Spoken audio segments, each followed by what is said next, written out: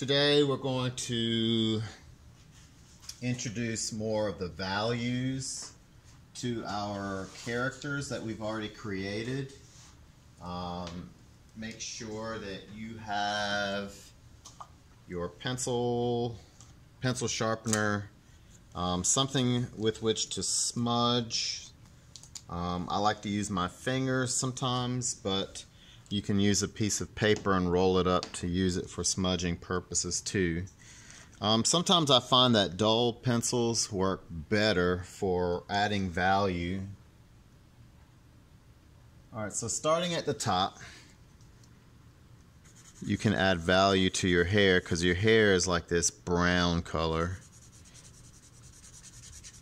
You can do it the additive way like I'm drawing or the subtractive way, and I'll show you what I'm talking about.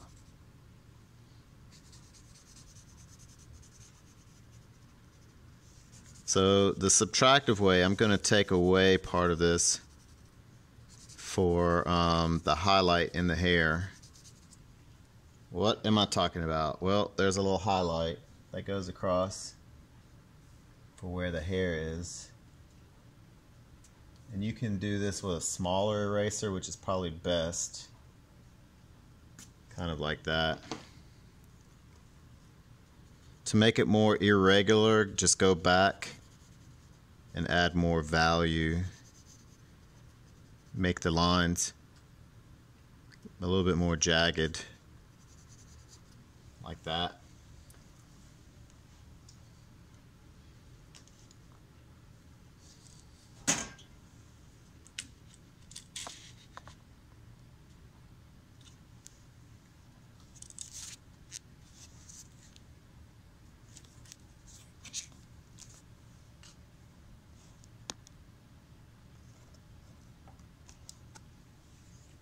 Hang on. Alright. I made this mount for my camera stand. Every time I erase, my stand seems to wiggle. Alright, the shading in the arm. Remember, you can use your fingers to smudge. Now sometimes you don't need to. Sometimes your shading, your shadow has a definite shape, in which case smudging would not be a great idea.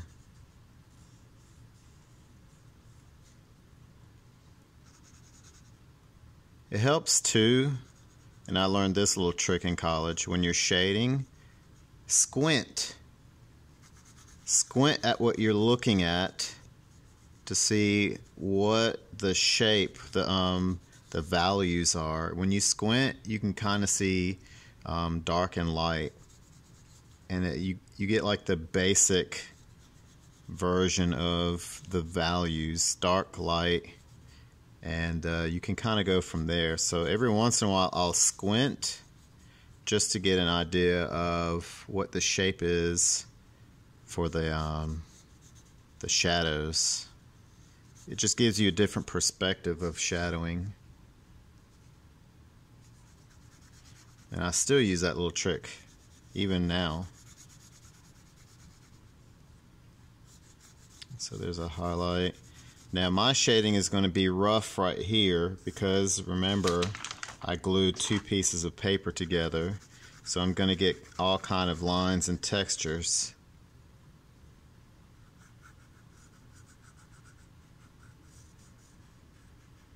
Sometimes you have to go back and add some outlining.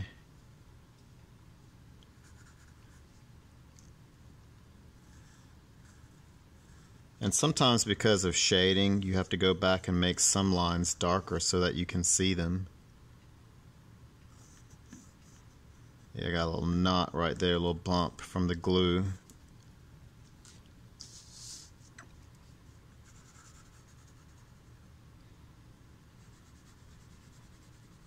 Shading will make some things recede or seem like they're farther away.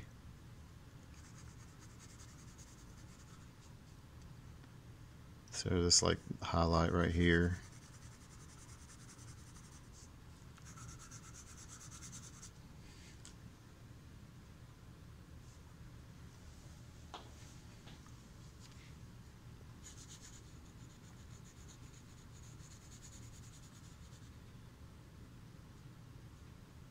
So squinting, I see that the highlight or the hair is actually darker than the arm.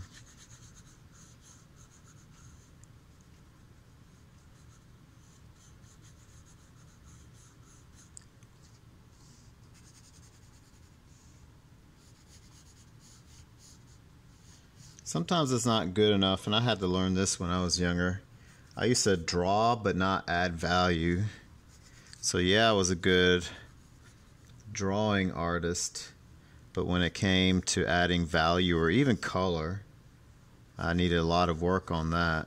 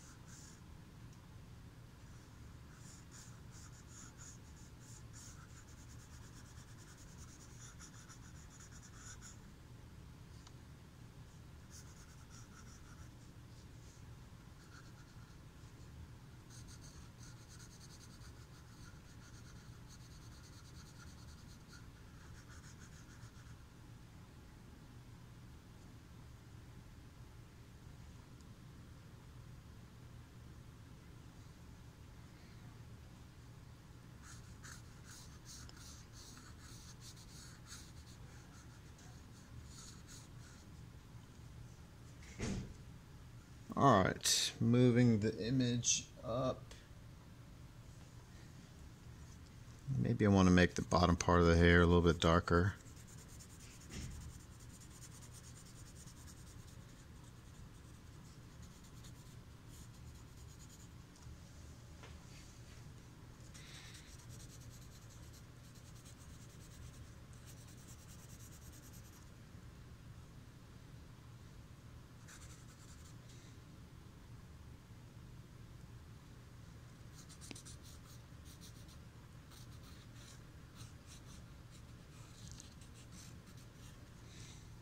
Alright, that looks pretty good.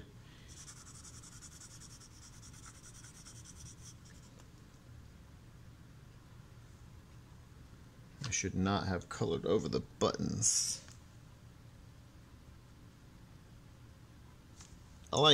Sometimes I like kneadable erasers, and I actually have some where you can mold them into points. They're not the best thing, but they're pretty fun. The belt is a brown.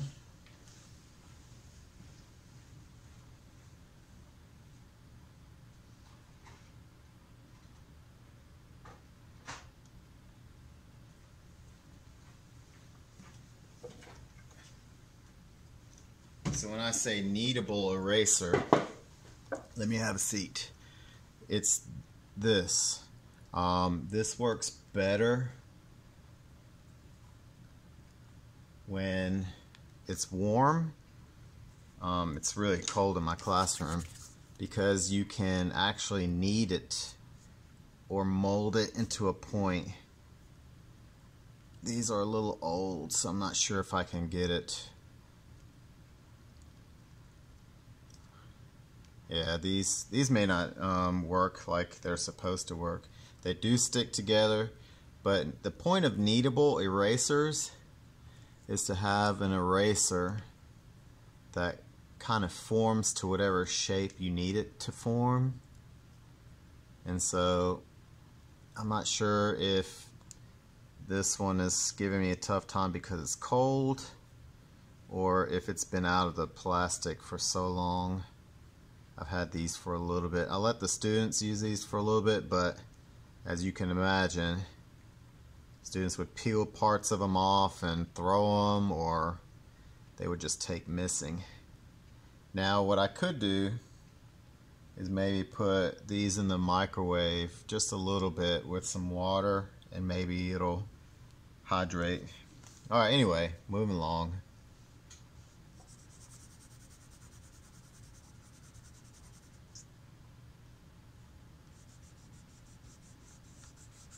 Now the pants are darker than the shirt, so since we're using black and white instead of color,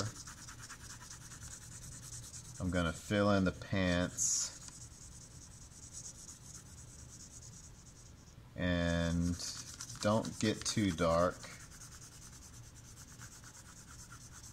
This part should actually be darker than the pants. The pant value is lighter than the belt value. The belt should be a little bit darker than the pants. And the shadow should be the darkest part of it all.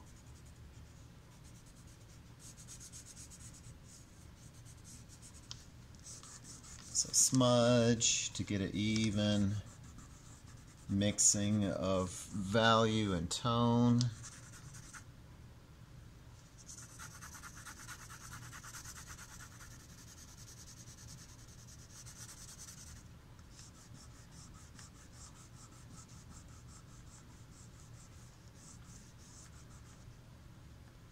Then add shading, make the shading darker.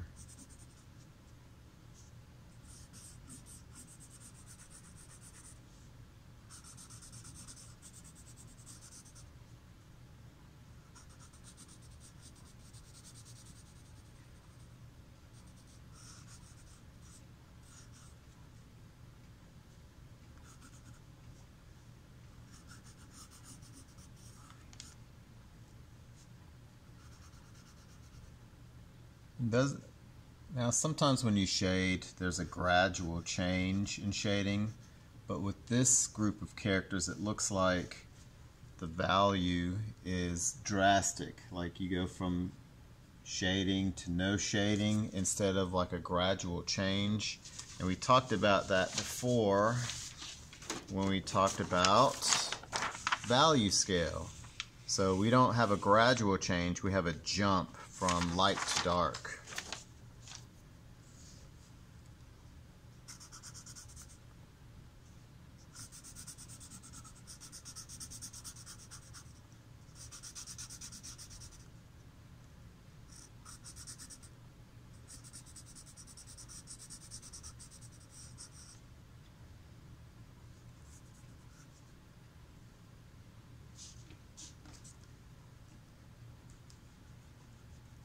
Well, the kneadable eraser works still. It just doesn't knead very well.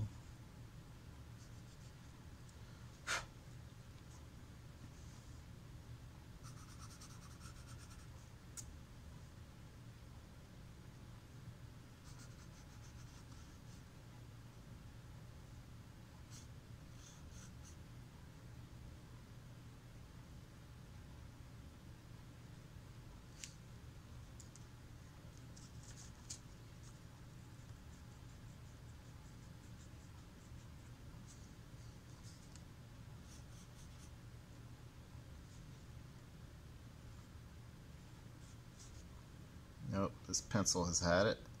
The lead is broken.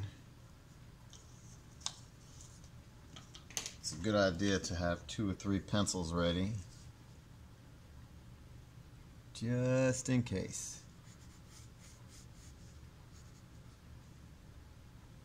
Sometimes I'll go back and I'll want to make a match of dark and light. So if I go this dark, maybe I should go darker on other spots. So I'm always moving my eyes around.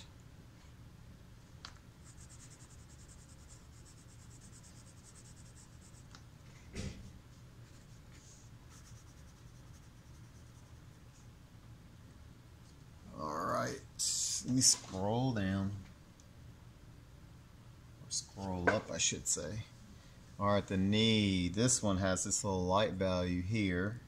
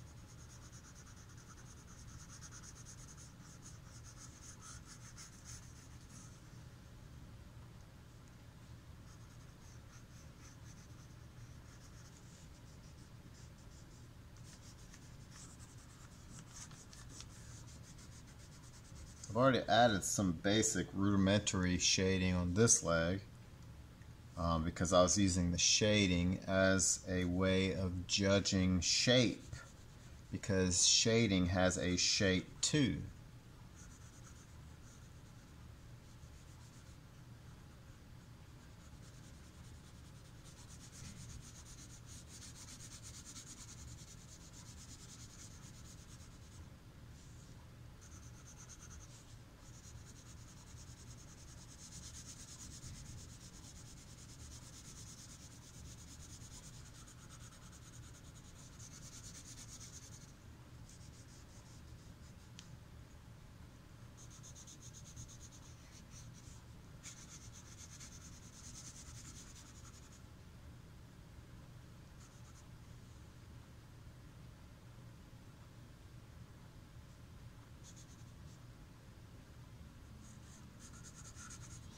Now, I used to get pretty bent out of shape if my picture didn't look exactly like the picture I was drawing, but I don't know, now if I'm happy with it, it's okay. Now here's a problem. This value of the boot, the shadow, should be lighter than this. So what I may have to do is go back and erase a little bit to take away some of the darkness and then smudge, resmudge, so it's gotten a little bit lighter, because the shadow in the boot, the value of the shadow is darker. So this is again one of those cases where I squinted to see which one was darker.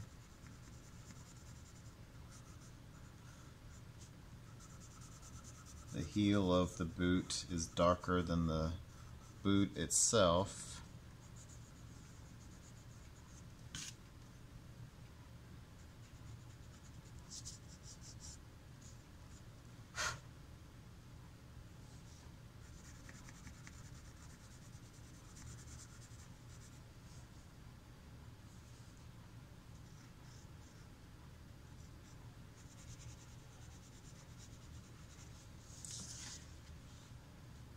Alright, the boot has two values. It looks like this part is a little bit darker, lighter than the leather part. I'm guessing it's all leather. Not really sure. It doesn't really matter what the material is, just the value. The shading inside is the darkest value.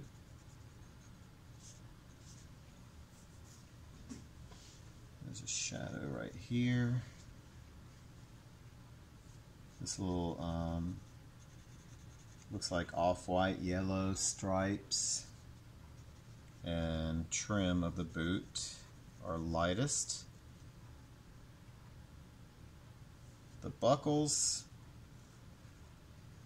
have a shadow on them too.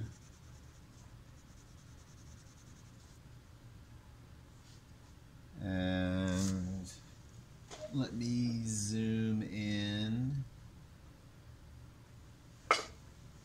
So it looks like the straps that go across are the darkest in value. So these straps are a little bit darker than this part, which means I need to lighten this top part, except for the part that's in the shadows.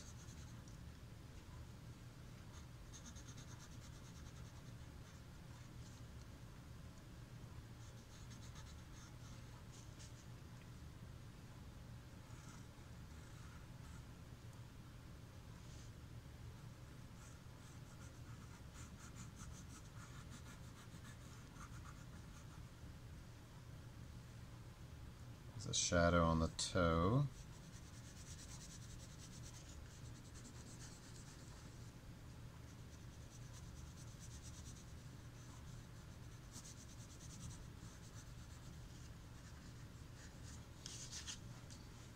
If you go outside the lines, erase.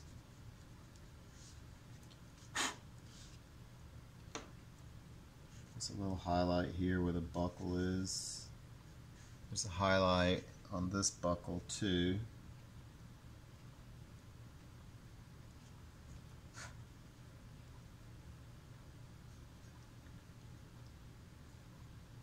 The belt should be a little bit darker than the buckle, even though the buckle, the metallic part, is in the shadow.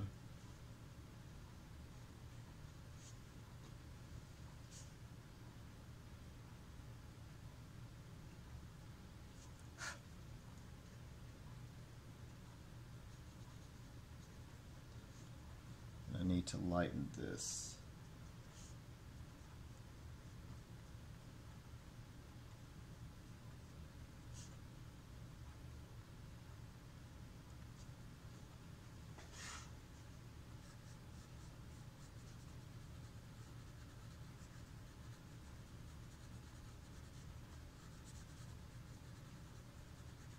I don't like to go dark too quickly.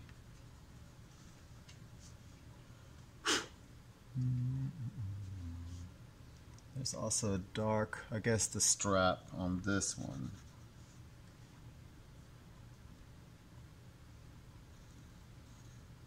This part would be darker, like so.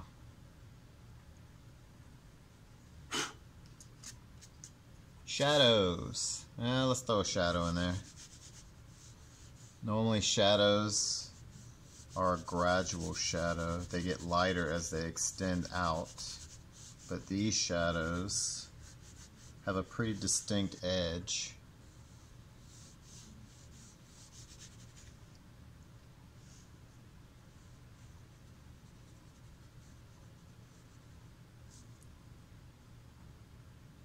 Ooh, I forgot about this. I didn't even draw the toe.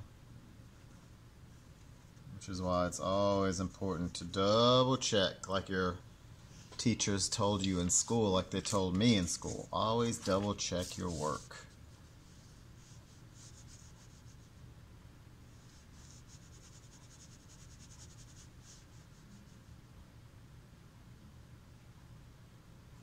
So it looks like the value of the shading is about the value of this shadow in the toe.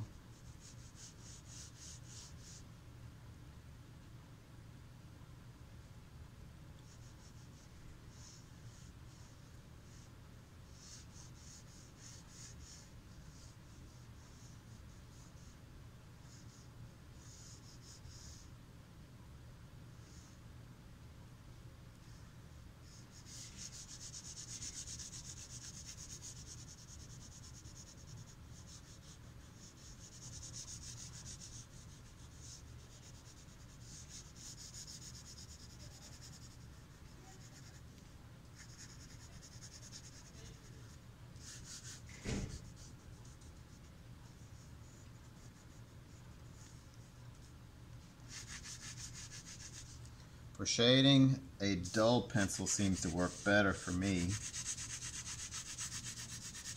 I don't like to use pencils that are really sharp for shading.